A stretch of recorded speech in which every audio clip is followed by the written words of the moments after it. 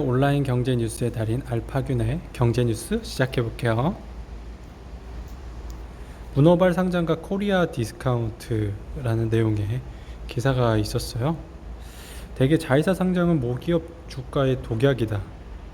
글로벌 상장지수 펀드 ETF는 모회사를 버리고 사업회사 자회사로 대량의 교체 매매를 하고 더블 카운팅 이슈가 불거지면서 모회사 주가는 이론상 값어치보다 훨씬 아래에서 형성된다.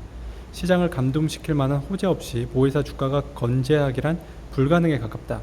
모회사 주주의 권리 침해 소재가 커 미국, 영국에서는 쪼개기 상장을 엄격히 통제하고 있다. 그나마 동시 상장을 인정해줬던 일본에서는 주주 간 이해 충돌 조율할 수 없는 상황에 이르렀다고 판단해 수십조 원을 들여 자회사를 상장 폐지하는 사례도 나타나고 있습니다.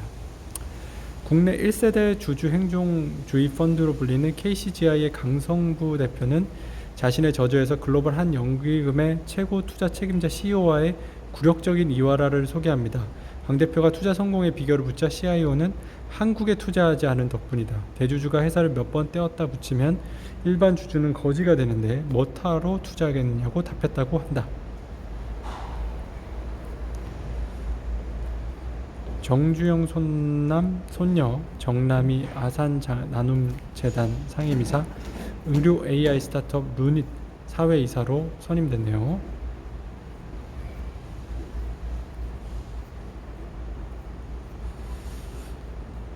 중국 엔트그룹 대출업의 칼질, 사실상 국유화라고 합니다. 앞서 로이터 통신 등은요, 이거 알아볼게요. 외신들은 엔트그룹에 이르면 오는 10월 저장성 산하 구두 기업들과 함께 개인 신용평가회사를 설립할 계획임을 전한 바 있다. 저장성은 엔트그룹과 알리바바가 위치한 지역이다. 이번에 신설되는 회사는 국유 기업인 저장관광투자그룹 등 세 곳이 합작사 지분 최소 45%를 소유해 사실상 지배하고 엔트그룹은 35%에 그칠 것으로 보입니다. 공정위 칼날 김범수로 가고 있는데요. K큐브 금산분리 위반 조사합니다. 지난 2007년 설립된 K큐브 홀딩스는 카카오의 지배구조 최상단에 있어 사실상 지주회사로 평가받고 있다. 김 의장이 지분 100%를 보유한 K큐브 홀딩스는 올 6월 말 기준 카카오 지분 10.59%를 갖고 있다. 카카오 지분 13.30%를 보유한 김 의장은 K큐브 홀딩스를 통해 23.89%의 지배력을 행사하고 있는 셈이다. K큐브 홀딩스는 임직원 7명, 올해 4월 기준 가운데 대부분이 김 의장의 가족으로 구성되어 있다. 김 의장의 남동생 김화영 씨가 지난해 말까지 대표이사를 맡았다가 현재는 김탁흥 씨가 자리를 물려받았다. 김 의장과 부인 형미성 씨는 기타 비상무이사의 이름을 올렸고, 김 의장의 아들 김상빈 씨와 딸 김혜빈 씨는 이 회사에 재직 중이다. 올해 초 김 의장이 본인 소유의 카카오 주식을 가족들에게 증여한 데다 두 자녀가 K큐브 홀딩스에 재직해 있다는 사실이 알려지면서 일각에서는 김 의장이 경영권 승계를 준비하는 게 아니냐는 관측도 나왔다. 다만 카카오는 이와 관련해서는 K큐브 홀딩스는 김 의장의 개인 회사일 뿐 승계와는 무관하다는 입장을 보이고 있다. 공정위가 조사를 마무리하면 이르면 올해 안에 공정거래위원장을 포함한 9명의 위원이 참여하는 전원회의에서 안건을 올려 카카오와 김 의장에 대한 제재 여부를 결정하게 된다.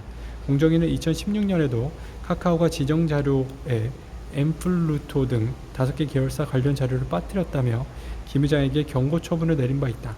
하지만 검찰은 사안이 중대하다며 공정위 압수수색을 거쳐 김 의장을 약식 기소했지만 대법원은 지난해 김 의장에게 무죄를 선고한 원심 판결을 확정했다. 공정위는 또 K큐브의 금산분리 위반 여부도 조사하는 것으로 알려졌네요.